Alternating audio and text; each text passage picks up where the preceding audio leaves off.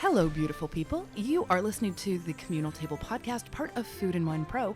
I'm your host, Kat Kinsman, and my guest today is Philip Speer, and he is the chef owner of the soon-to-open Comedor. I guess I'm his guest today. We're in the back office of his restaurant and bar, and here in Austin, Texas, at South by Southwest. And I'm just, hi, Philip. How you doing? Hi, how are you? I am thrilled to. I just walked through the space that you are opening, that you built from the ground up. Ground up building. We've never done anything like that. I've never been a part of anything like that. To build from a site plan, so it was really, really neat and really giant learning experience. But you have, and by the way, if you hear a noise in the background, because this is an active building, stuff is happening around us. So if you want to actually describe where we are and what you're doing. Well, you know, as you said, we're in Austin. We're downtown Austin during South by Southwest, which is kind of a madhouse around here. We are on a half floor, sort of 1,000 square foot office-ish kind of thing in between the air conditioning for this 50,000 square foot building and the riser room, and there's electric panels everywhere, and this is our we call it our Facebook startup office. We have, you know, laptops and computers in here, and this is basically where we have dreamt up the new restaurant, where the bar that we run called Garage, it was created. And we're in the Star building, which is a mid-century building. It was the first ad agency in all of Austin, and the first valet garage. And so what you're saying is it's glamorous. And yes, so glamorous. There's a lot of light bulbs behind Philip's head. There's light which bulbs, actually boxes. is kind of great, because I see all the light bulbs going off for you. I know, there's so many ideas. Yeah. I mean, so we had met years ago, the previous time that I was at South by Southwest and was doing a dinner where we had Chef Zach Northcutt picked some people he wanted to work with. He really wanted to celebrate his community. You've been part of the Austin food community for a long time. Mm-hmm. Are you commenting on my age? No, I think I'm right there with you. But so when did you get here to Austin? I've been in Austin since 1993, and I've been in the restaurant scene in Austin since 96 or so. So yes, quite some time, over 20 years in the culinary industry in Austin. Yeah, and you have opened a lot of different restaurants. You've been part of different restaurants. If you want to give the laundry list of some of those. Sure. You know, most notably, I was with the Uchi Group for 10 years. During that time with the Uchi Group, we went from the single standing OG Uchi, as we call it, the original Uchi House on the Mar, to a very large multi-unit company. I was part of that growth. I'm grateful to have been a part of that. I started as their pastry chef and left as their culinary director, and had a great time there. Previous to that, I opened up Bank Jean Georges in Houston, Texas. Wow. Which was a very fun experience and a huge another learning experience for me. Before that, independent restaurants all around Austin. I originally got my start in Scratch Bakeries here in Austin. I always knew I wanted to be a pastry chef. Mm-hmm. So I spent 6 years here in local bakeries doing everything from laminates to breakfast pastry and laminates to scratch breads. Switched over to restaurants. And as I said, worked in independent restaurants around Austin, joined the Uchi Group, was there for a decade, and then in 2015 left Uchi and began work on my first restaurant of my own called Bonami. Unfortunately, Bonami closed a few months ago, but we gave it a good year and a half run and had a ton of fun doing it, and I'm completely proud of everything we did in that building. You know, as I like to say, we definitely went out on a high note. We're very proud of what we did. And then during that time, Philip Speer opened Holy Roller, and, you know, I was able to help and be a part of that. And we also opened My Name is Joe coffee about company. That and the motivation behind that, if you will, because we're going to get into it now. Yeah, absolutely. So my current partner in Comedor is William Ball, and he and I opened My Name is Joe Coffee Company, which originally started as a coffee trailer, really, really nice 1954 fully restored Airstream. And what we wanted to do is work with a local rehab center to sort of foster patients coming out of the rehab and give them a safe place to work and gain some job skills and some comfortability in the service industry before moving on to restaurants. We also had a very strong connection with restaurants, so we were able to place some of these people into restaurants. So we wanted to almost be like a stepping stone for people in recovery going back into the workforce. We also donated a portion of all of our profits to rehabilitation centers, one in specifically that we worked with a lot called Serenity Star, which is a totally free nonprofit rehab that is completely donation based. And we also, with My Name is Joe, did a lot of fundraising, and were able to raise, in the past couple of years, over $100,000 for that specific rehabilitation center. So we've had a lot of success and a lot of fun with My Name is Joe. We have our trailer on the lot where we've just built our restaurant. So we've moved the trailer, and that's the trailer is on hiatus right now, but we're still fundraising for in the name of My Name is Joe for Serenity Star. In fact, we had a fundraiser about 6 weeks ago where we were able to raise $48,000 in one dinner. Oh my goodness. Yeah, it was awesome. Again, it's just grateful for the people coming out wanting to support this kind of thing. And we focus the efforts on getting the restaurant complete, and then we will continue to focus efforts on raising funds in the My Name is Joe name. So let's talk about your own particular journey. You're in recovery. I'm currently in recovery. Yeah, and congratulations. Thank you. So you've been pretty public. You did an astonishing video a few years ago. I think it was with Chef's Feed. It was with Chef's Feed, correct? Yeah, because let's talk about this. Yeah, I had met you when we did this dinner some years back, and then I saw your name in the news. Right. I made national news again. Yeah. Oh my gosh. Well, here's on the upswing. We're doing this, but these were stories about DWIs. Yeah. And so let's. Yeah, I mean, throughout my adulthood and career, they do go hand in hand. I'm going to be very upfront, and I've said this a lot. For it. I do not scapegoat the industry for my actions. Yeah. Right. I love this industry. I love the nurturing aspect of it. I love the hospitality. I do not blame the restaurant industry for the way that I behave in my life. However, they do go hand in hand. It is my life. The chicken and egg nature of it, the people who are drawn into the restaurant industry, and then the habits of the restaurant industry make it pretty cyclical, I feel like. Absolutely. And, that's what we're working to, is to kind of change that cycle. But what had happened was, through my entire adulthood, I'd had struggles with mainly alcohol, but some drug use as well. I had gotten a few DWIs throughout my 20s, and in my 30s, actually, right when I began at Uchi, I got my third DWI. Yeah. And, is this a state where it's 3 strikes? Is it? Yeah, the third is a felony. The first should probably be a felony, but the third is a felony. At that time, I had just begun at Uchi, and it was going to be a life-changing experience. It was a life-changing experience for me, but I was just so amped up about being there. I had a discussion with the ownership group, and it was like, look, this can't be you if you're going to be part of our company. Right. Absolutely. So I spent the next several years, as I said, working with the company, but slowly fell back into the old habits. Yeah. As I was able to travel around the world, the country, and do some things, and be partake in what was going on in the industry and the nightlife, and doing the events and the festivals and such. Travel's hard. Festivals are hard. It's hard. The accountability is very different. Yeah. When you're out in the world.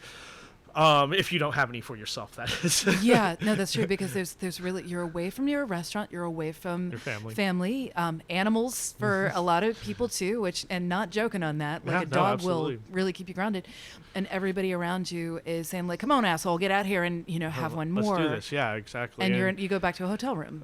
And I made a lot of great friends doing that, and that I still have, and I'm very grateful for all those relationships. A lot of those friends have kind of changed their life as well. Yeah, there's But in 2014, I throughout those years, I'd kind of fallen back into my old habits in 2014. And I was starting to get a little bit of a reputation for it. And I knew that I knew what was my downfall would be. And I hoped it didn't happen, but I didn't make any changes until it did. And so I had another catastrophe moment, which was when I flipped my car into a live gas main after an event that I was representing the company that I worked for. And it made national news. Like for real national news. Cover of the paper. I was on the cover of the Houston paper. We had, because of the group I was attached to and the sort of the high profile nature of it, it was talked about a lot. I went through all the food media, kind of ugly, honestly, but it was, my heart hurt for you when that was going on, because that's sort of the double punch of this. I think media is learning to talk about this kind of stuff in a different way, because we now know the stakes of it more, because people like you have come forward with it. But and which is another reason why I am, I first and foremost, I'm so open about my struggles and my journey and my recovery, because I want to help other people. And I want to show people that, you can have some of the worst of the experiences and still come back, right? And when I say come back, I mean just have a normal life again, or a somewhat normal life again. But also another reason I'm so open with it is because it was so hard in the media that I want to be like, look, if you're gonna highlight my worst, let's talk about my best too. And that's where I am right now. I'm in the best part of my life. Yeah. I mean, so we will not dwell on this, but I think it's really important, because there are a lot of people, maybe some who are listening right now, who are in a really dark place, and they maybe are afraid to get help. They're afraid to talk about it, because they're afraid of ending up on that cover of the paper. They're afraid of people looking at them in a different way.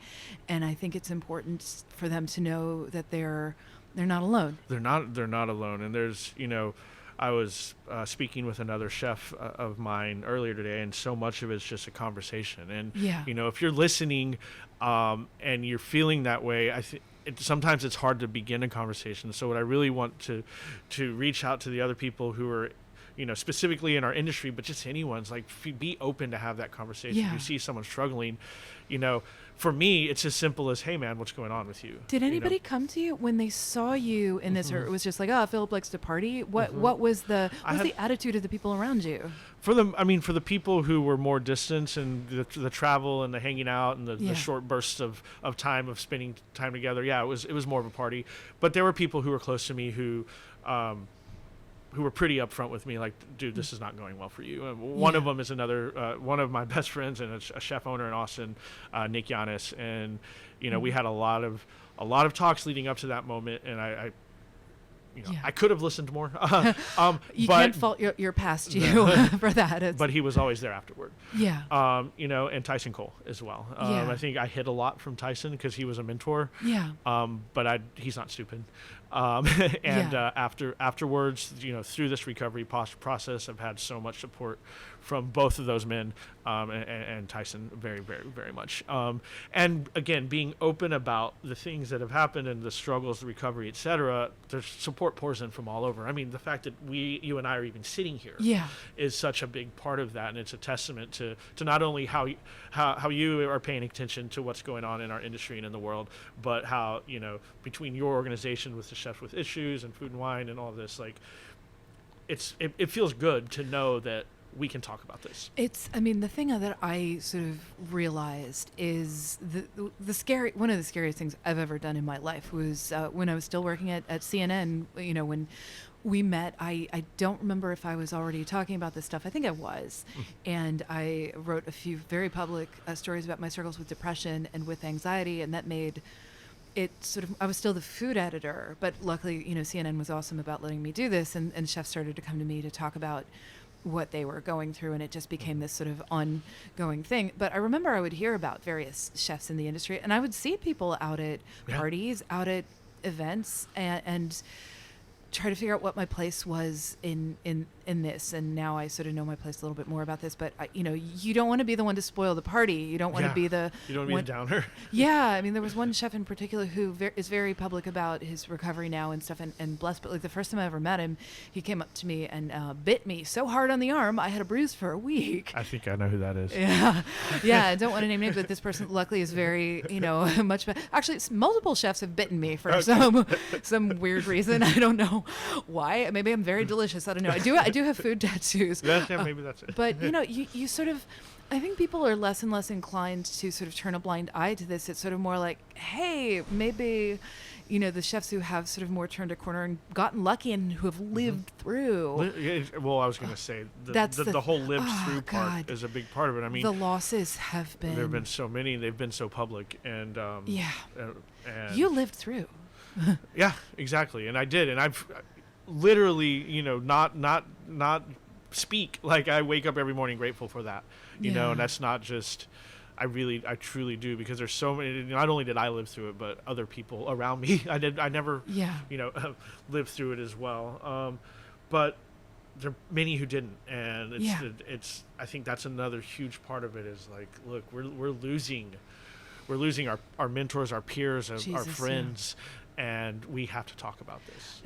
And I just want to say for 1 second, again, if people are listening, there is a thing called Crisis Text Line, and you can text them 24/7. It's all volunteer operated. I got the training from them. It's one of the best things I've ever done. And the number is 741-741. You can text, and there's a trained crisis counselor is there on the other end and will listen to you. And it's actually a really great thing you can go into a bathroom stall and do it, so that way you don't have to call somebody and nobody can overhear you. And it's a really valuable thing, and it's kept a lot of people alive. But, this past year has hurt. Mm-hmm. We've lost, I know of at least 17 people since Anthony Bourdain took his own life. And I feel like a lot of it is people who do not make the headlines, who are line cooks, who are bar backs, who their friends know, and there's a ripple effect about this. So let's talk about this. I know that Austin has been through a lot in the past few years, maybe even going back further before it was making the headlines. How are you all taking care of yourselves and each other? How did people take care of you? You had this night, you made the headlines. Did you went to jail? I did. Yes, I did. Yeah. So you come out of that. What does that look like? How were you treated in the restaurant world when you came out? Man. Yeah. It's, it was really hard at first. It was not, I feel like overall people were good to me, but, I have this dark cloud in my brain of who I was now. Yeah. And no matter how someone treated me, I always thought that they were judging me. And they may have been, but it was me judging myself. Yeah. Which I deserved. I mean, we've all got that little account. Anybody who deals with, I think, addiction or mental illness or whatever has that little accountant brain in the back, and you're coming up short all the time. I know I have that. Yeah, absolutely. And so, it was hard. The hardest part was knowing that, my oldest daughter, who was a sophomore in high school, was looking at her phone, and her friends were looking at their phones and seeing the video of me getting up from the wreckage. And there was, my youngest daughter, who had started kindergarten, and the parents and the teachers and everyone at the school knew, and it was the worst feeling. It was worse than any punishment that could ever been bestowed upon me, which they all were, and I came out, and I had people who were very supportive. I think as I was doing things to outwardly change my life and take accountability for what I had done and how I had behaved, because at the end of the day, it is all about me and what I did. It wasn't about anything else. The support grew. Yeah. People like my good friends at Chef's Feed, who came, and they're good folks. They are very good folks. Roxanne Weber and Blake and the whole crew, like, they came out and were like, hey, let's talk about your story. Let's put it out there. And right afterwards, they did some other, Chris Cosentino is one of my favorite that they did. Oh, yeah. And with his mental battles. Putting that out there, more support came in. And I think good decisions beget good feelings. And as I was making the right decisions and doing what I thought were the right things for me and for my family, the support grew. And I started being healthier, not only mentally but physically. Therapy and AA. God bless therapy. And it's still something that's that I'm very current with. I always need to speak to someone. This is daily work. Absolutely. This is the thing I think people don't necessarily understand about mental illness or addiction or any of these things. It's a daily work in progress, and I never use the word cured or solved or any kind of stuff, because it's a daily battle, and it's one that I think people in restaurants are waging constantly. And the thing is, until kind of the past few years, people were really suffering in silence because of this extreme kind of macho shut up and cook thing. Right. And it's real. It's a real attitude in the kitchens. It has been for many, many, many years, but it's shifting. It's absolutely shifting.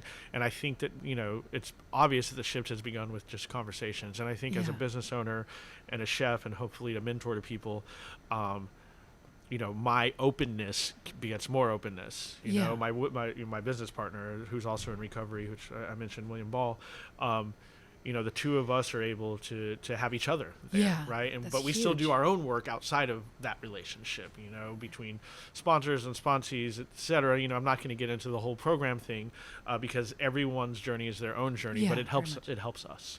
Yeah, I feel I've gotten just from, because, recovery is, I try to stay in my lane on that because, for some reason I don't have that genetic switch, whatever that particular. Most people don't. Yeah. And I think you forget that. Most people do not. Yeah, and that's one of those things, and I sort of count myself very lucky that I, don't have, I have my own, hardwiring and genetic wiring that makes, other things really, really difficult. Absolutely. For me. But I am so interested in finding out, like, people have such different paths to recovery. Like, I'll name a name here because he's so open and generous about talking about this. I sat down with Andrew Zimmern for a while this morning, and he was talking about his particular thing, and for him, meetings are such a big thing. I know for some people it's more of a meditation practice, it's more other kind of things. I know so many chefs who are in recovery or just they just need it more and more going into physical fitness, it feels like. Absolutely. Real quick, back up for 1 second on Andrew. Someone who absolutely does not need or have the time to take time to reach out to people and to make them feel good and support them. He has been a huge supporter of me and has been a part of my journey and inspiration, and it's so awesome to be able to look up to him and see what he's done over the last 20 plus years. And again, that's been a big part of my journey. There's been other chefs in the industry who are also open with their recovery. So I'll say one of, Gregory Gordeo is another big one. He's writing a Communal Table essay as we speak. He was a big part of he was one of the people who, when the day I was out of jail, he called and he was like, "Hey dude, like, let's talk." Yeah. And we never stopped talking. That is the reach out, the check in, the hey, how are you doing thing. I think people I hear a lot from people who are like, I don't know how to do it, I don't want to make it awkward. Live with the fucking awkward. Yeah, it's okay to be awkward for a little bit. Yeah. Yeah, and it may never pass. It's fine. Awkwardness never killed anyone. Yeah. But like, I would say, like, okay, so you're gonna see your line cook cry, like that, like you'll both live through that, and the worst thing is if you don't say anything and they don't live through it, And that's very real. Yeah. So it's very, very real. And so those things, and those are people from all over the country who are reaching out. And it means you don't have to be in the same room. Right.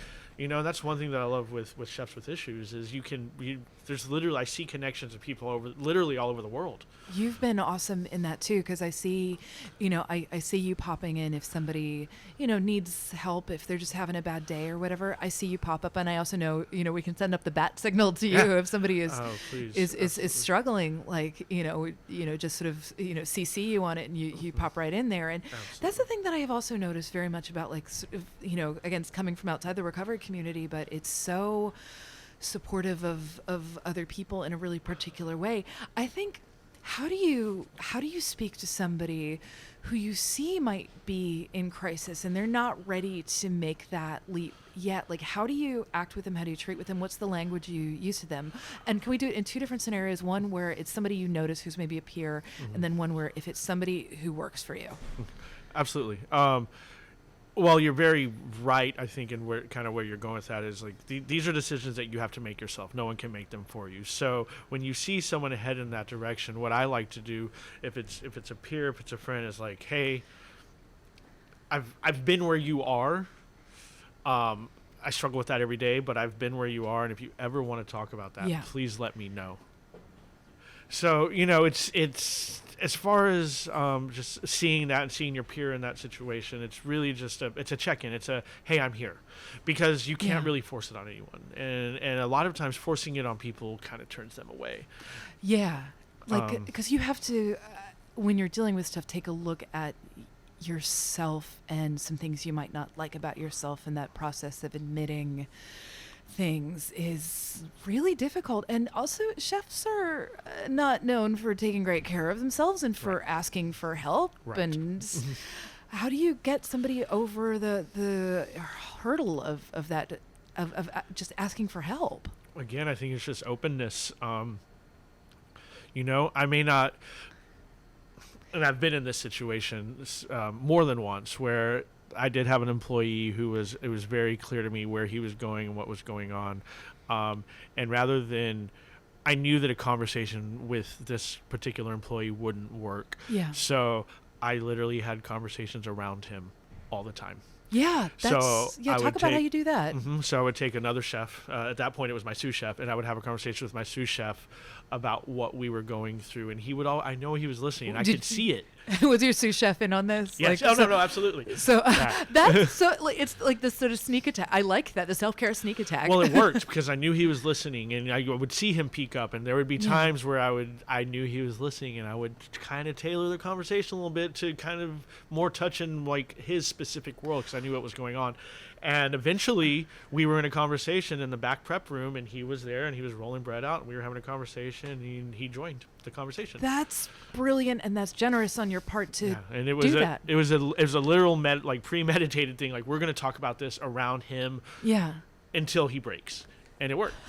He broke. Like breaking somebody with kindness. Yeah, exactly. Well, I think people aren't used to seeing good behavior modeled for them because for such a long time there was that freaking pirate ship kind of thing, and nobody wanted to be the one kind of to spoil the party. I know when I started talking openly about this, some of the feedback I would get was like, why are you telling us what to do? Why are you trying to shit on our good time? And my sort of take on that was like, yeah, I know I haven't worked in restaurants. I'm very aware of that. Like, I'm not trying to tell anybody what to do. It's just letting people know that they're not alone in this, and not being prescriptive about it. Everybody has to find their own path, but just to hear somebody else say that, like, hey, they're going through something is huge.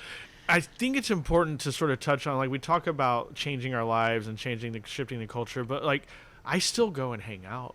Yeah. I still go to the events. I still go to the parties. Yeah. And it took me a minute to figure out how to do that. Yeah. And I took a step back and I took a break and I figured it out, and I did therapy and meetings and rehab, etc. Right. But once I got good with me, which took some time, and I'm still getting good with me every day. It's a lifelong process. I was able to go and participate, and I have fun. Yeah. I still travel. I still get to speak with people and have fun with people, and I'm not just hanging out with sober people. Like, I know when it's time for me to leave. Yeah. That's cool, and I'm fine with that. And there will be those situations where your self-acceptance or self-realizations will be an ugly mirror to someone, and they may not want to be around you. Yeah. That's on them. I get that. They're just not ready. It's on them, and that's fine. And you don't have to begrudge them it. You don't have to, but you can still be a part of everything that's going on. Mm-hmm. With your own boundaries. It's just knowing those boundaries and how to really stay true to them. I would not be happy living my life in my now 40s. Right there with you. Going home, and I love going home. Don't get me wrong, but like just feeling like I was forced to not participate in things. Yeah. That's not why I'm here. That's not why I do this. I love what I do. I love doing the events. I love doing the dinners. I love the travel. I love meeting chefs and eating at restaurants. And you know what? There's alcohol in restaurants. Mm-hmm. I don't partake in that, but I still eat as much as I can and be as gluttonous Right. and have as much fun as I can. And it's a excellent existence. I'm totally cool with it. So let's talk about the mechanics of walking into that party or something. Say you're newly sober, you're worried about stuff. There isn't necessarily anything. I think places are getting much better about having non-alcoholic options at them. But I know times when I'm not drinking, usually because of like medical reasons or whatever. It's sometimes hard to find freaking water, and that's deeply frustrating. But let's say you're planning to go to an event far from home, and you don't get to go home at the end of the night. You're walking into this party. What is your behavior there? How do you do that? How can you tell somebody who this is their first time how it might go for them? Well, I would really, really suggest not going alone. Yeah. Then that would be the big thing. Have a check-in friend or even a check-in phone call. As cheesy and silly as that may sound, it's so important. That's how I did it. I never went to, at first I always had someone that I was with that I knew that I could just be like, oh, kind of over it, or and just knowing, like I said, no, you're not going to immediately know your boundaries, and your boundaries are going to change and evolve per situation and per time, right?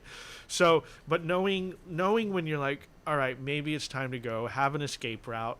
You know, if you're far away from home and you just have a ride planned out, or if it's not your own ride, but it's a ride share. If there's 2 buses leaving from the event, make sure you signed up to be on the first bus. I mean, there are things you can do. Think about, like, have a plan of action. Think about what the event's going to be like. Okay, I know I'm going to get there. I know at first everyone's going to be there and no one's going to be drinking yet. And everyone's going to be a little bit awkward and it might be kind of weird, but then people will start loosening up. But just know that moment when you're like, okay, this is when I go. This is when I go home. And I think as you do that, or this is when I check in with my friend, or this is when, you know, again, I'll bring Nick up again. Hey, Nick, it's time for me to roll out. Yeah, let's go. You know, and just be in those situations where, put yourself in those situations where you're kind of making a plan of how you're going to escape. And as silly as escape sounds, like that's how I look at it. And it's kind of fun. It's kind of fun being like, I'm in control. And I think a lot of people forget that. And it's funny, I say that to my coworkers and employees all the time, like, dude, you're in control of this situation. Mm-hmm. Don't ever forget that. Like, whatever that situation, you know, all the situations are different, but we are in control of what we do. Like, no one's forcing you to stay. No one's forcing you. You showed up. You said hello. You made a couple conversations. You can go. You don't have to stay till the bitter end. Yeah. In fact, you may stay to the bitter end and be fucking miserable. Yeah. Right? You can go when you want. And I think that's the big thing, is knowing. And then again, as you do that, those boundaries will be more visible to yourself. And you're like, all right, this is my exit. This is my time when I leave. Yeah. And then it becomes so much easier and you become more comfortable. And then, I mean, then you become the person that everyone wants to talk to.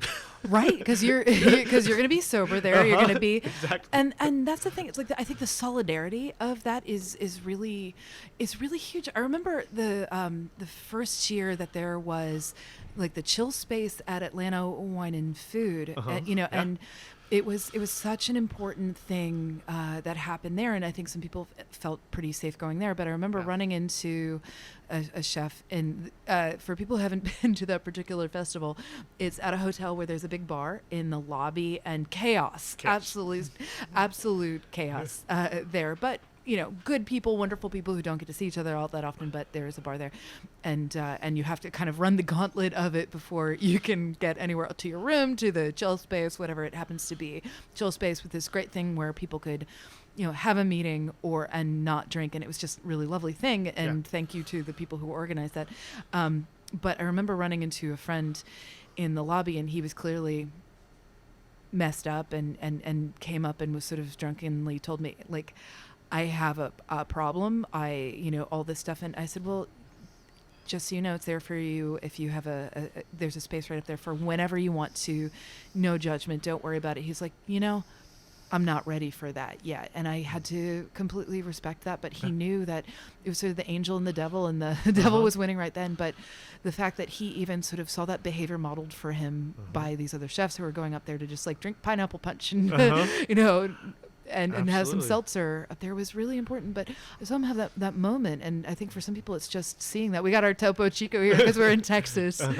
And it's good stuff. And to be able to, you know, I think these big festivals, too, are offering alternatives. Well, that's what I was going to say. So, you know, so many people who are big on the organization side of it now. And you know, I've brought it up to organizers locally for some festivals. Like, let's, you know, why are all the VIP tents sponsored by Cheetos Vodka? Let's have this chocolate company sponsor it and have some chocolates and hot, you know, some things like that. And like, let's look at it differently. And these festival organizers and event planners, I think, are taking this into consideration and having more water options, having spirit-free cocktails, having those options to do something a little bit different. And some of it, I think it's important that in some places there is a completely sober space just for people of, you know, on all different kinds of journeys. But then I think it's important also to just have this kind of mixed spaces where people can still feel like they're part of everything. And you know, Tales of the Cocktail last year did a really interesting thing. One of the big liquor companies made their big opening party spirit free, and you know, and it was like, you know, they're trying to sort of figure out how it went, but I thought it was really pretty cool because they were still making the same kind of cocktails, but with, you know, without spirits in them.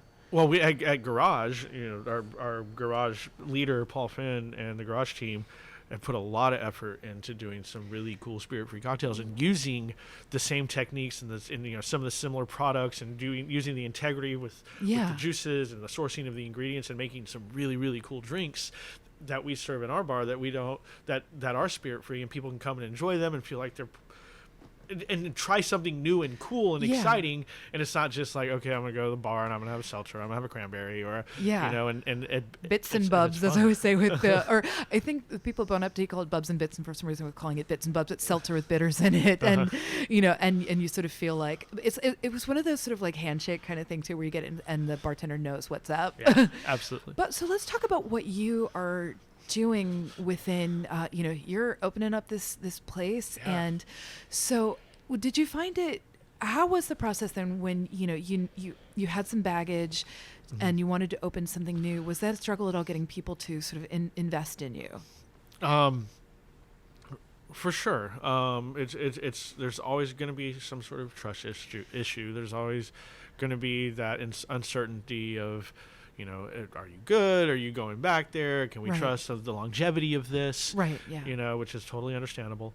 There are also some legal things that come into play. You know, with the Texas Alcohol and Beverage Commission, you know, there's certain restrictions I have on what I can and cannot do as far as ownership or holding a liquor license, et cetera, et cetera. And that's a whole another podcast probably. But so there's limitations. Still consequences from my actions, and I imagine there will be for the rest of my life. That's fine. But overall, I mean, I think through doing the right thing, making the right connections, and continuing to network and continuing to still be part of the scene and the party, and I use the word party lightly, but just continuing to still be part of what's going on. I think there's trust there. I'm open. I'm very vocal about my past, my present, and hopefully what my future will bring. And I think that I've restored a lot of that trust. And so I've also my business partner, who has had similar struggles. You know, he and I have a strong bond and strong trust. So we're working really hard to get this done, and you know, we want to. You're taking care of people. Yeah, we're very close, and we're about 3 weeks out, and we're creating a staff, and we are. You know, we're going to hire about 75 people to work in this restaurant. So we'll be managing quite a bit of people, and we're trying to be very thoughtful about how we're managing the staff and the environment, creating an environment and a culture that is open. Yeah. creating. Well, let's talk about some of these active measures that you're taking to do that, because I know a lot of professionals are listening to this and they want to hear kind of the nuts and bolts of what you have established and how to do it, because there's so many people who want to do the right thing by the people who work for them. They just haven't seen it yet, like what this can look like. So, you're building it in from the ground up. We are building from the ground up, and you know what? As a business owner and someone who has helped other people run businesses. Right. I understand why it's scary we already have such narrow margins, right? Yeah. And that's always kind of what it comes back to. Well, I can't afford to pay my people this, or I can't afford to provide healthcare, or I can't afford to bring in a therapist, or I can't afford to buy gym classes. Well, I'm going to be one of the other people who tells you the investment in your people is the best investment you will make, and you will have a better, stronger, more profitable business in the long run, I promise.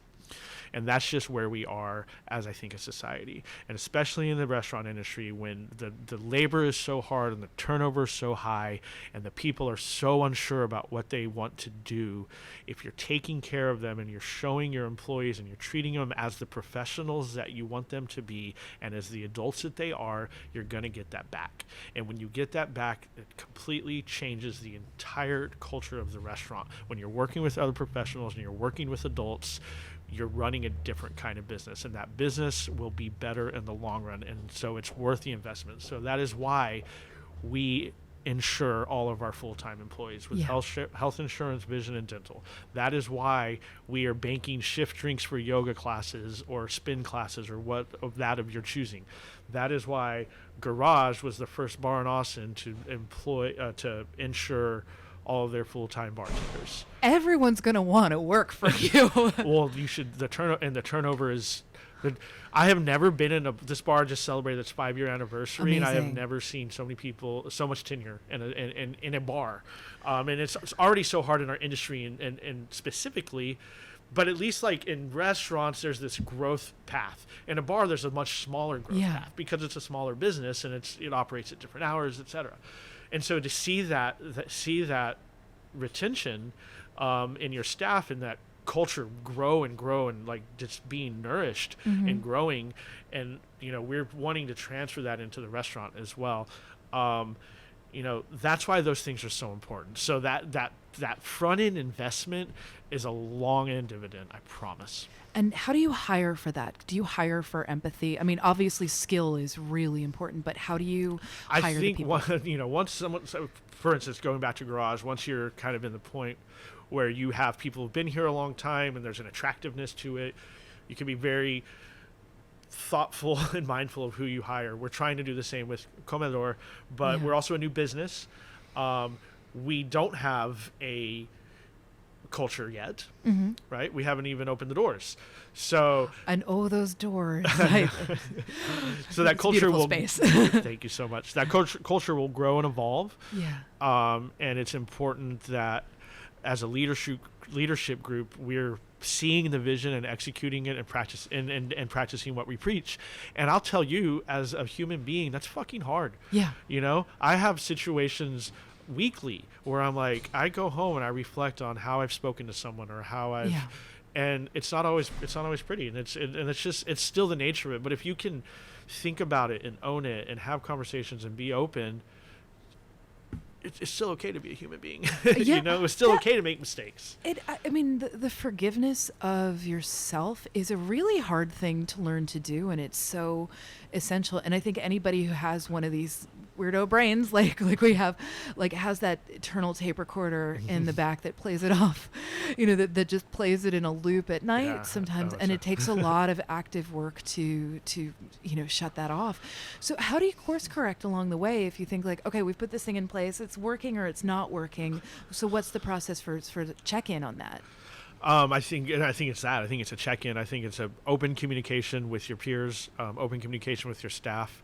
That doesn't mean that everything needs to be done by committee. That doesn't, that you can still have a vision and execute and stay true to it.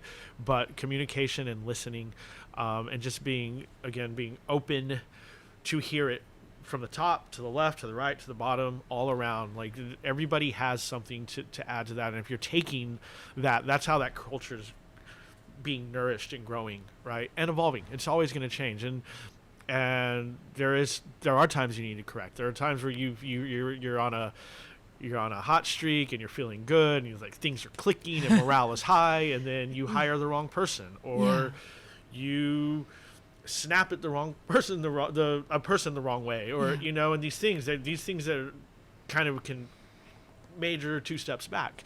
And it's just always being aware, always taking a pulse, having those people that you can check in with, those people that you really trust, and also again providing an environment that nurtures that, and that's just openness, I think. So let's talk about opening a restaurant. We just ran this really fantastic story by Ashley Christensen, one of my personal human heroes, where she had given a talk at the Southern Foodways Alliance Symposium, and then we ran her like an essay version of it. And she was talking about the process of opening a bunch of restaurants sort of in quick succession, but not really dealing with the sort of struggles of it during it, and the depression she was feeling during it, and the need to and having the instinct that a whole lot of people have, where to measure your own self-worth you have to have these particular metrics of success and open places, and that is what the restaurant industry sees as success. And the whole thing was about flipping the script on what you count as success. So I know opening a restaurant is a funny time to be asking about that. What is success going to look like for you there? Well, I mean, I can tell you that as someone who's closed almost as many restaurants as I've opened, I mean, I've definitely struggled with that. What does that success look like? And that's definitely hindered some of my confidence. And I think that the measure of success is not by how many of these things that you can open and be successful. I think it's, I said earlier when we closed Bonamy, I was very proud of what we did there. Yeah. Everyone got new jobs, and we were able to place them in different places because they had done such a good job, or people moved on their own. We never took shortcuts. We didn't compromise the integrity of what we did, and it just didn't work. And sometimes things just don't work. And I think it's just knowing that and realizing it, you can still be absolutely proud of the things you've done. Bonamy is still a success in my mind. We opened that restaurant. We opened with great critical acclaim, and people, that did come in the door really loved it. Just not enough of them, and that's okay. Yeah. That could have been timing. That could have been location. There could have been I have a list of things that might have been, but I think it's just being proud of the things that you've done and never compromising your integrity in doing so. Then, if I think it all has to do with being just the integrity and the pride in what you're doing. So, and that's the success. Yeah. And how do you, while you're opening a restaurant, I've seen so many friends go through this, and it eats them alive. The stress of it, the million different things that go into it, from licenses to, think, what are the critics going to think, to, oh my God, this order didn't show up or something. How do you take care of yourself and your team while you're opening a restaurant? Okay, so I'm going to go back to what I said a few minutes ago about you're in charge. We are in charge. Yes, there's permitting, there's timelines. You know what I did for this restaurant? We got on zero and most anticipated restaurant lists because we didn't tell anyone. Smart. Because we're in control of this. Yeah. We're opening our business, right? It's on our timeline. Now, things, outside factors affect that timeline, but it's on us. We could literally sell food tomorrow, but we're not. We're not ready. So we can manage that. We're in control. I think it's really important that people remember that all the time. Yeah. I'm not playing into the anticipation game. That's I don't have to. I'm in control of that. Yeah. Right. That cuts the stress down quite a bit. But yeah, there are stressors left and right. For, like you said, the million things you have to deal with, the inspections that you pass or do not pass. There's investors who are looking to see when their money is going to start making this return.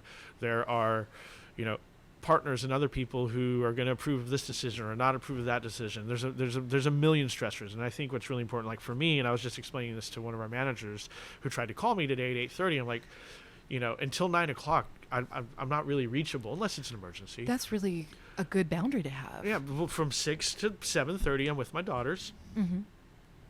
From 8 a.m. to 9 a.m., I'm either running or doing something else to like self-care, physical or mental. Maybe it's a therapy session, maybe it's a run, maybe it's going to the gym. And then after 9 o'clock, I'm available for phone calls. I know that some of our other managers put their phone on Do Not Disturb until a certain time. Yeah. And they just, because you know what? This shit's going to go on. Yeah. Right? Not everything's a fucking disaster. Yeah. And I think that we have become set in this panic mode all the time, and we don't, and I mean, I still fall victim to it, don't get me wrong, but I don't think we need to panic about everything. I don't maybe need to answer every single phone call from William, right? I don't need to. It can wait 30 minutes, it can wait an hour, it can wait through this recital, or through this last 10 miles of my run, or through this. Oh, sorry, that's a long time, but that's a long run. It can wait through that. Yeah, it can wait. And I think that's so important, is people need to realize it can wait. This building is not going anywhere. We're going to get open, and we're going to be successful because we're going to do it the right way. Yeah. I mean, so I got a chance to walk through this building earlier today, where before there was nothing. It was an empty lot. And to walk into this space that is full of light and movement and... this is the first time you're building physically a restaurant from the ground up, and it looks like you designed it with joy in mind, with freedom, with openness. Oh yeah, absolutely. There's nowhere to hide in there. There's nowhere to hide in there. I am super grateful to have been part of the process of literally building it from the ground up, from the conduit being laid to the foundation being poured. With the partners who originally, upon inception, had got it to where it was when I joined the project. So excited to be part of every material that is in that building. I had a part of making that decision, and it's so cool to build something that is a single use. This isn't the bottom of a residence or bottom of a business. This is just our restaurant. Yeah. And so many people came together to make it happen. And I think everyone's super, super proud of that.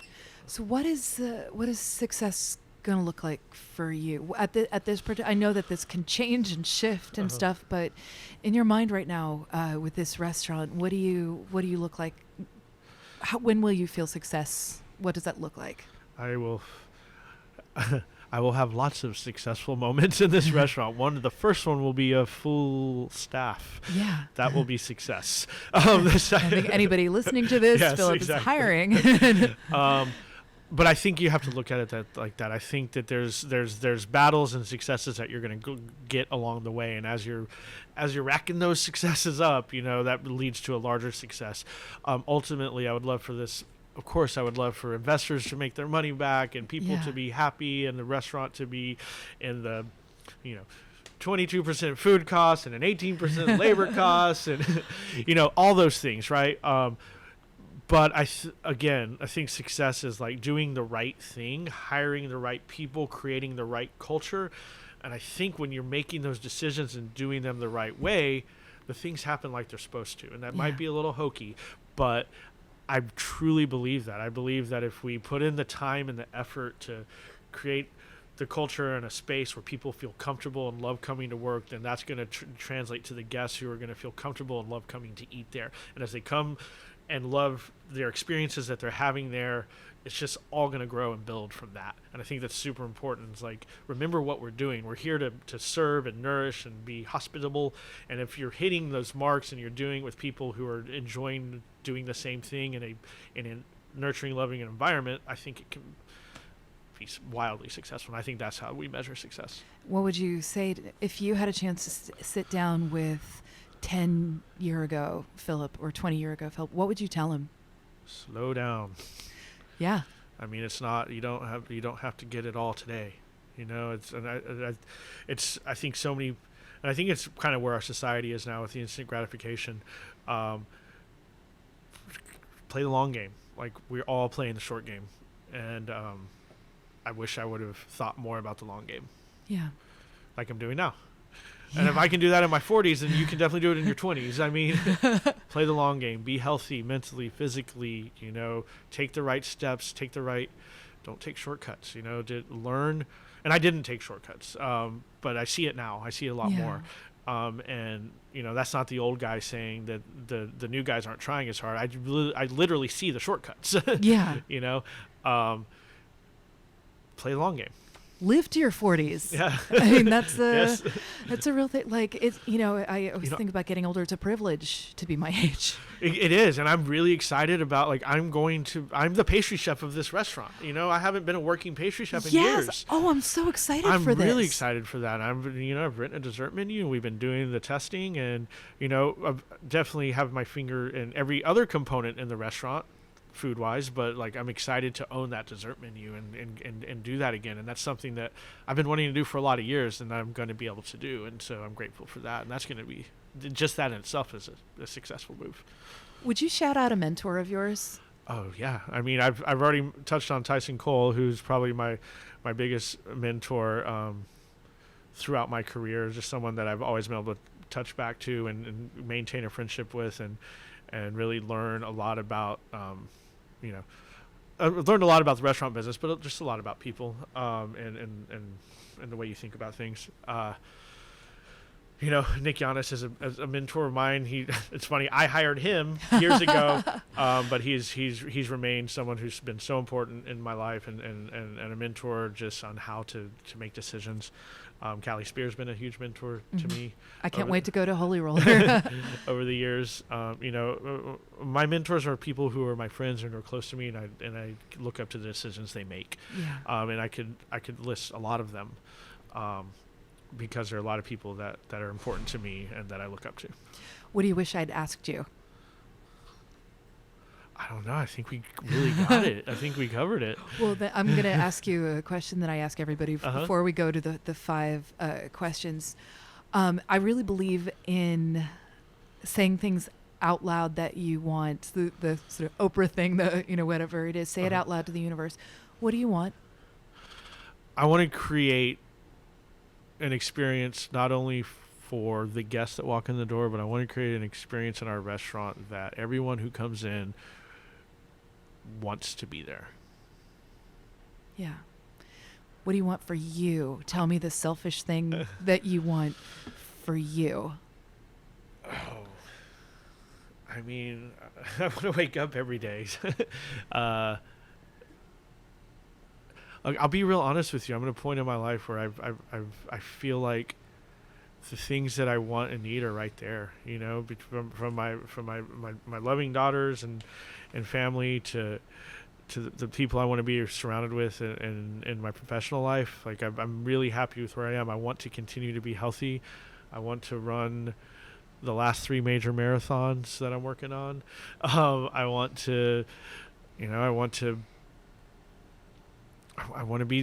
this restaurant to do well. I want all the things that we're working for to pan out in the right way. Yeah, I think that's a lovely thing to want. And 5 quick questions. What's your comfort food? Tex-Mex. What specifically Tex-Mex? What dish specifically? I mean, chips and queso are my comfort food. And it's funny. I think half of Boston or Texas would tell you the same thing. I love Tex-Mex. I love the feeling of sitting around, eating chicken al carbone with chips and guacamole, and Tex-Mex is my comfort food. Beautiful. What is the last meal that you had that made you emotional? Masala y Maiz in Mexico City. These chefs from Oakland who have gone to Mexico City to create a restaurant that bridges Middle Eastern and Mexican food in a really unique, amazing way in a really cool space. I was really emotional by that meal. What is the last meal that somebody cooked for you in their home?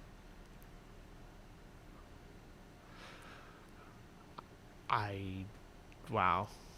No one cooks for chefs. It's hard. Yeah. I mean, Christmas at my dad's this past. So I mean, that was just a few months ago, but that was the last time that.